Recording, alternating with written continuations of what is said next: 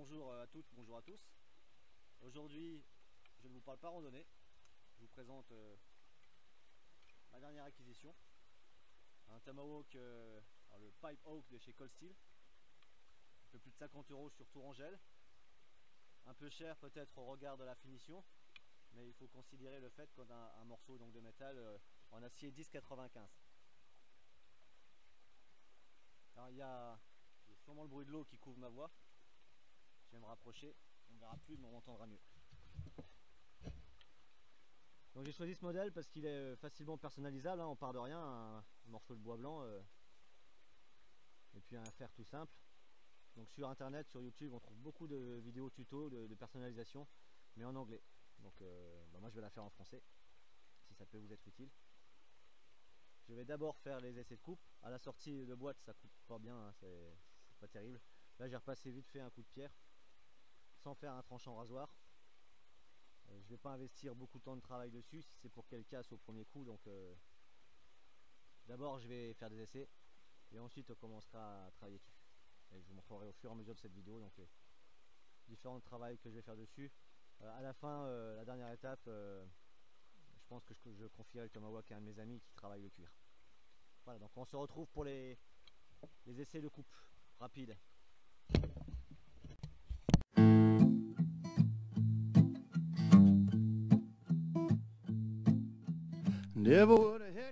Tout près du point d'eau où je me trouvais tout à l'heure, il se trouve la branche d'un vieux chêne, enfin une grosse branche quand même, d'un vieux chêne qui s'est cassé. Donc c'est du bois mort.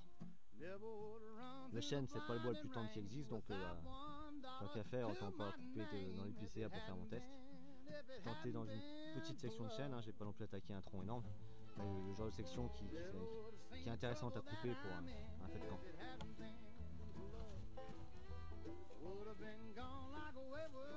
J'ai pas beaucoup d'amplitude pour travailler.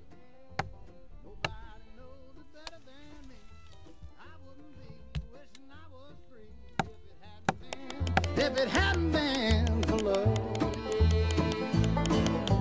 four cold walls against my will. At least I know she's alive and still.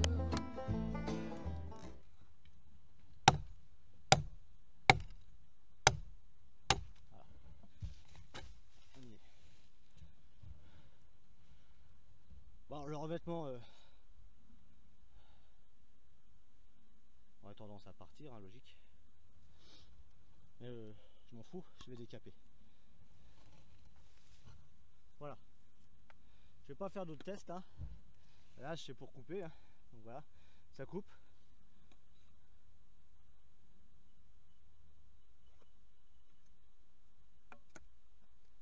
Alors, je vais voir peut-être faire un test de fente sur un quart de bois sur une bûche de hêtre, voir si c'est agréable à la refente.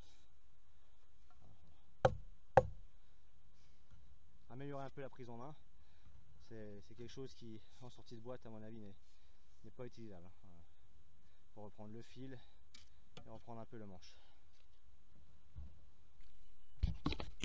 Un petit test sur la fente. Je commence par du tendre, hein, de l'épicéa bien sec.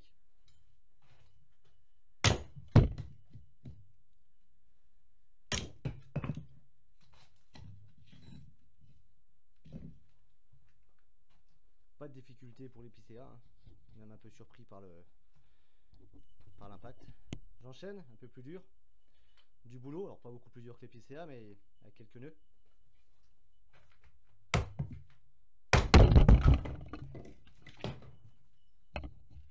Voilà, l'accident domestique sur la caméra là. Bon, pas de difficulté non plus.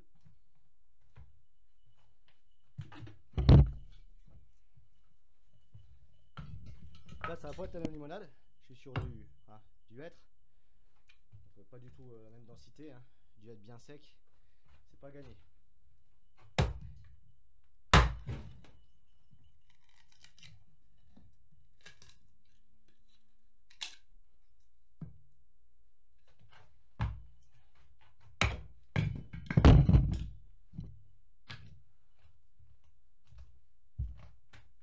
Bah ça marche quand même, donc voilà.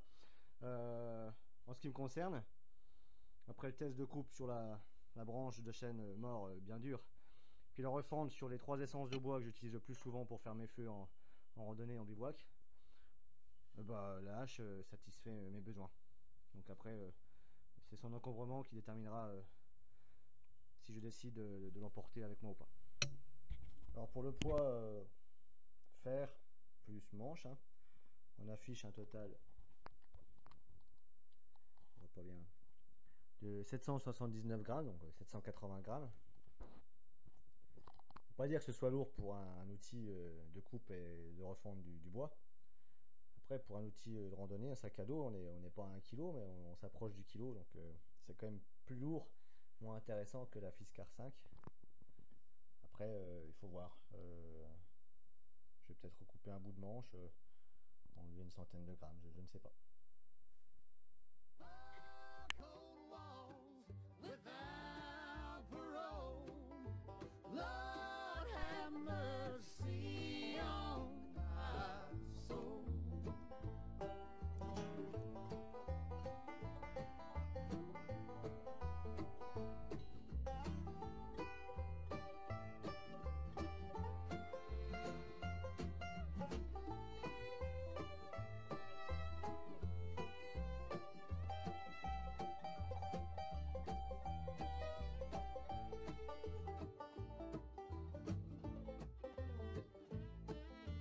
Never would have gone to that side of town if it hadn't been for love.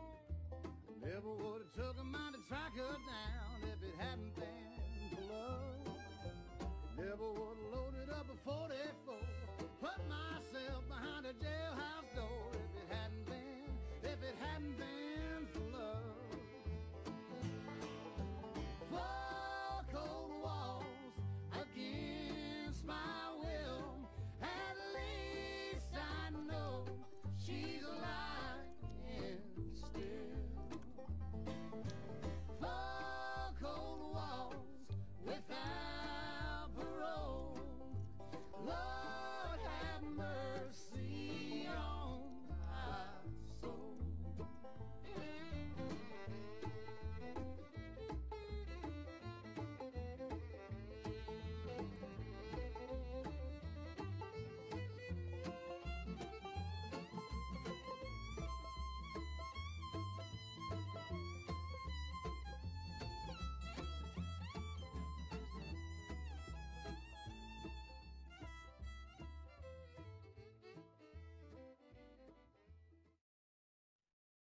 Premier patron réalisé, je crois que je vais m'en tenir à celui-là.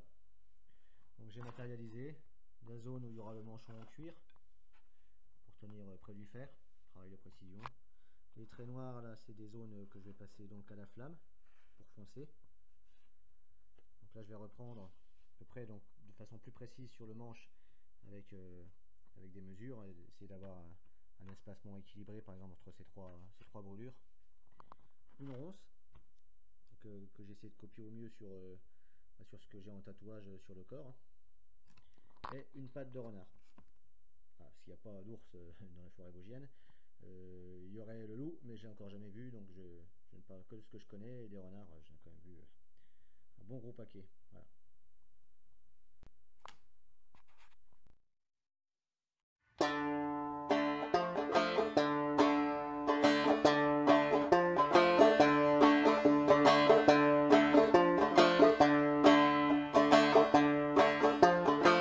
Well, I'm digging my grave, I'm digging my grave.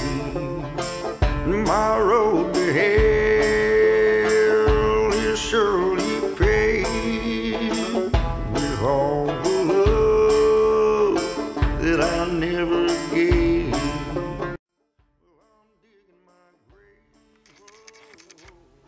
Voilà, on voit un peu mieux, donc Permablue. Bon, j'ai acheté sur internet, sur un site étranger.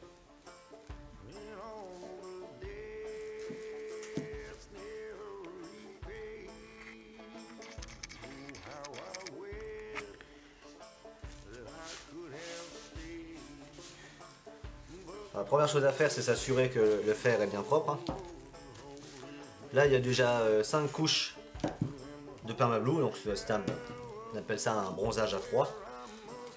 Le Tomahawk a déjà servi plusieurs fois. J'ai quelques points d'oxydation mais rien du tout. Hein. Donc je prends un peu de paille de fer. Je lustre en tournant. Voilà. Bon, le fer est propre. À l'intérieur par contre j'ai des dépôts de bois relatifs aux manches.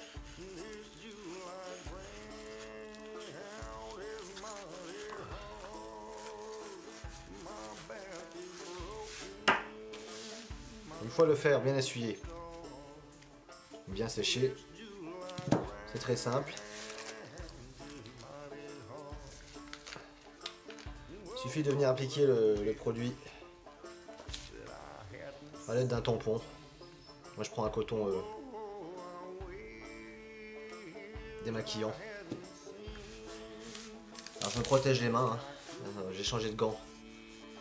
Tout à l'heure j'avais des gants mais ils étaient sales, donc c'est un peu idiot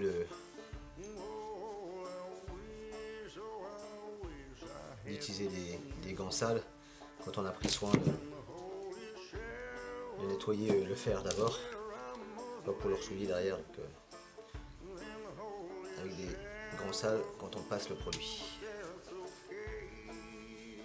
Alors là bien sûr, comme on a déjà 4 ou 5 couches, je sais plus, on voit pas le travail, la réaction qui se fait.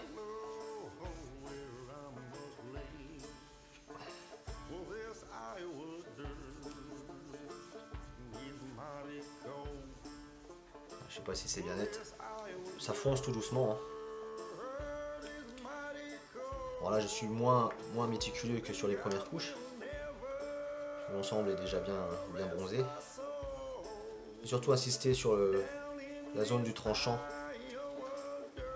On y trouve un défaut, donc ça ne doit pas se voir en filmant. C'est un défaut dans le fer, je n'arriverai pas à l'effacer.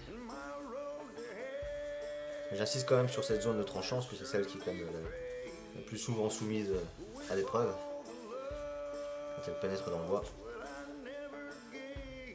Donc je la protège bien. Alors j'ai fait un petit guillochage qui n'a aucune fonction autre que l'esthétique, histoire de donner un aspect un peu plus rustique, plus usé au fer du Tomahawk. Alors on laisse agir 1 minute. Alors entre le début et la fin de l'application, il y a déjà 1 minute qui est passée. Hein. Mais on laisse agir 1 minute le produit.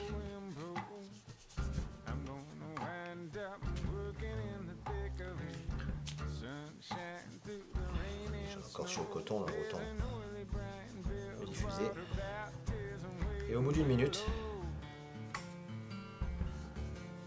on le rince à grande eau, donc à l'eau froide. Et ça terminera donc la réaction chimique.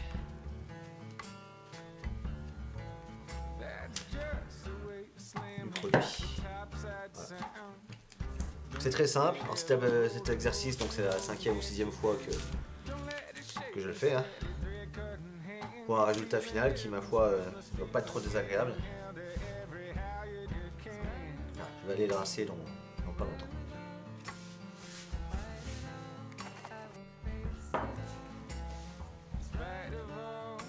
Après le rinçage à l'eau froide, on voit le résultat. Bon, avec le jeu de lumière, c'est pas forcément criant. Hein. Alors on peut déjà voir le défaut dans le fer, hein, c'est pas l'oxydation, hein, cette tache je l'ai depuis le début. Et je pourrais passer autant de couches de bronzage à froid que je veux, j'aurai toujours cette tache qui ressortira. Donc là j'ai fini de rincer. On voit pas spécialement l'effet, il a fallu que je vous filme la première couche en fait. Bon, on voit donc un bronzage qui est pas désagréable du tout à l'œil. Et qui protégera, donc en tout cas qui ralentira l'oxydation. Alors c'est pas fini. Après le rinçage, on va passer un petit peu de papier, enfin de laine de fer dessus. On va légèrement poncer pour un petit peu homogénéiser le bronzage. Ça sert à rien de frotter comme un cinglé. On applique une légère pression.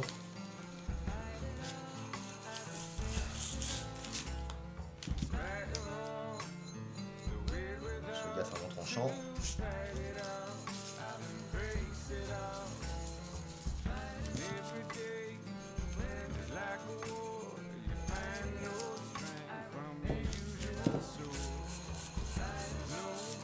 Alors, ça termine le travail déjà effectué avec le coton. Petit travail de lustrage qui va rendre le fer le plus brillant. Donc moi je suis vraiment content de ce produit Permablue.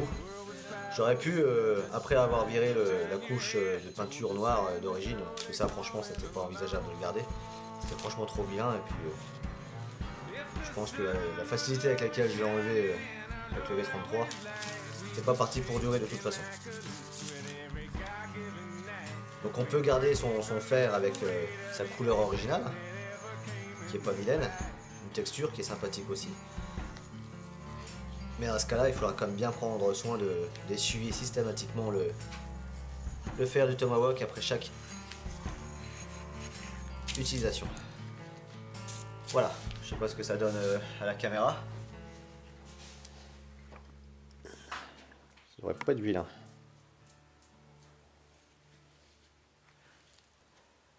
Voilà donc pour la partie bronzage à froid, donc du fer du Tomahawk. La personnalisation est terminée. Nous sommes en janvier, j'ai commencé le travail en octobre. C'était un peu long, j'ai pris mon temps pour l'essayer avant de terminer la vidéo. Je voulais quand même pouvoir faire un retour d'expérience en même temps. Et puis aussi j'ai dû attendre que Gilles, mon ami qui travaille le cuir à ses heures perdues, soit disponible pour finaliser le projet, c'est-à-dire fabriquer ce manchon là et la protection de lame. Si je résume les étapes de la personnalisation, j'ai commencé par décaper la peinture toute vilaine noire avec du V33, c'était plutôt facile. Ensuite, j'ai appliqué un bronzage à froid avec un produit nommé le Permablue. J'ai un peu personnalisé avec des rayures, enfin des stries sur le fer. Côté esthétique, je donne un petit côté âge de pierre quasiment. J'ai ensuite poncé le manche pour mieux le travailler. Les dessins donc sont faits au pyrograveur. On va trouver, voilà, j'essaye de voir.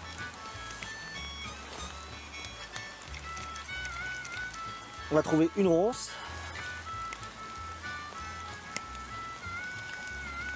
un scorpion. Bon, il y a des photos de toute façon, donc même si la vidéo n'est pas très belle. Là, ça va être plus compliqué, c'est sur fond blanc.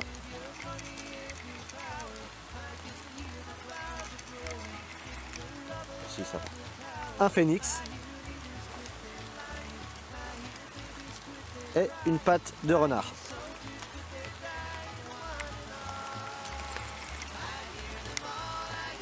Après avoir personnalisé donc le manche avec des dessins, je lui ai passé une couche de brou de noix.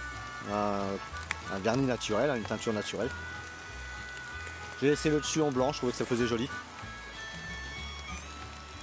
Quand ça a été fait, l'essentiel du travail était accompli, j'avais plus qu'à réaffûter la lame et confier donc le pipe hawk à Gilles pour qu'il travaille le cuir. Alors ce qui concerne le travail de Gilles, il pleut aujourd'hui, je suis au même endroit que le départ de la vidéo. On entend sans doute le cours d'eau, voilà. On peut voir qu'il a effectué donc une décoration, en l'occurrence une patte de chien, en référence à mon compagnon à 4 pattes qui m'accompagne dans toutes mes randonnées. Et derrière, c'est moins net, on peut voir, si, on voit son logo. Donc une croix de Lorraine juxtaposée à un sapin, donc la croix de Lorraine pour notre région, la Lorraine, et puis le sapin pour représenter les Vosges. Donc un logo qui est simple mais efficace. Alors c'était la première fois pour Gilles ce type de travail, il a commencé donc à se faire la main sur des étuis pour couteau. Là il m'a fait une protection pour le fer de ma hache, que je froid les mains. Voilà. Donc il a réalisé un manchon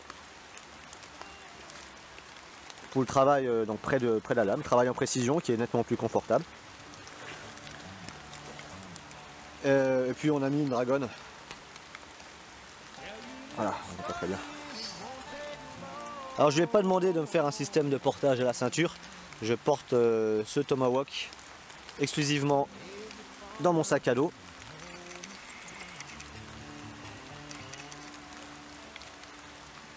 C'est quand même pas pratique de marcher avec quand on a des petites jambes. Le manche me tape dans les genoux. Et puis en croisant d'autres randonneurs, on fait toujours un peu peur. Donc c'était pas mon propos d'effrayer les gens. C'est nettement plus pratique dans le sac, plus discret.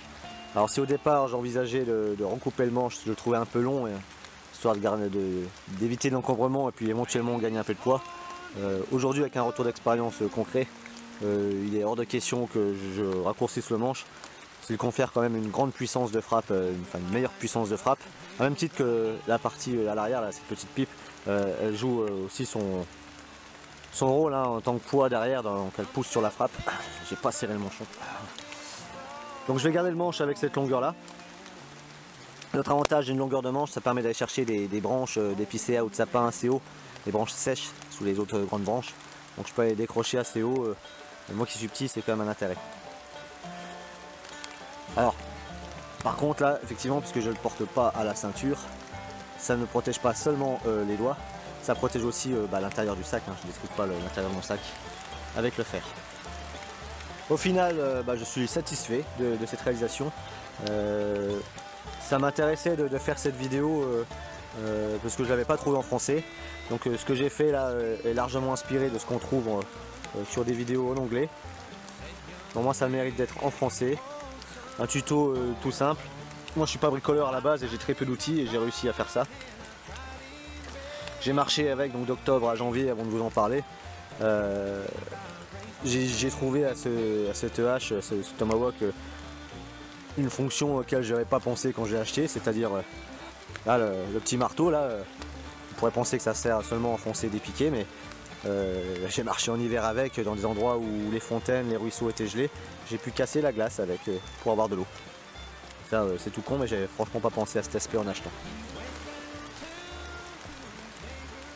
La vidéo tuto personnalisation du Pipe Hawk de chez Cold Steel est maintenant terminée, j'espère qu'elle vous a été utile. En tout cas moi je ne regrette pas cet achat. Si au départ, comme je mentionnais en introduction, le prix d'achat pourrait sembler cher, finalement avec un petit peu d'huile de coude, d'imagination et puis de compétences mises bout à bout, on arrive à un objet très personnel. Et puis bon, après ça n'engage que moi, mais qui a quand même de la gueule. Voilà, merci d'avoir regardé et à une prochaine.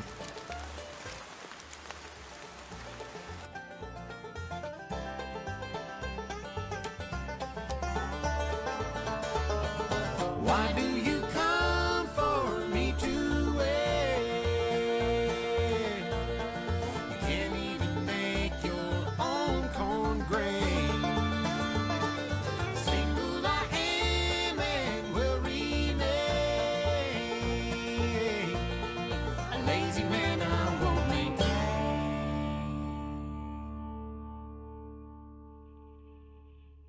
He turned his back and walked away,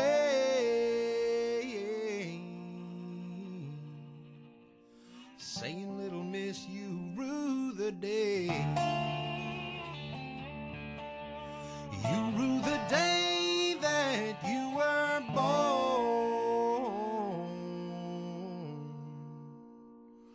Forgiving me the devil 'cause I wouldn't hold corn."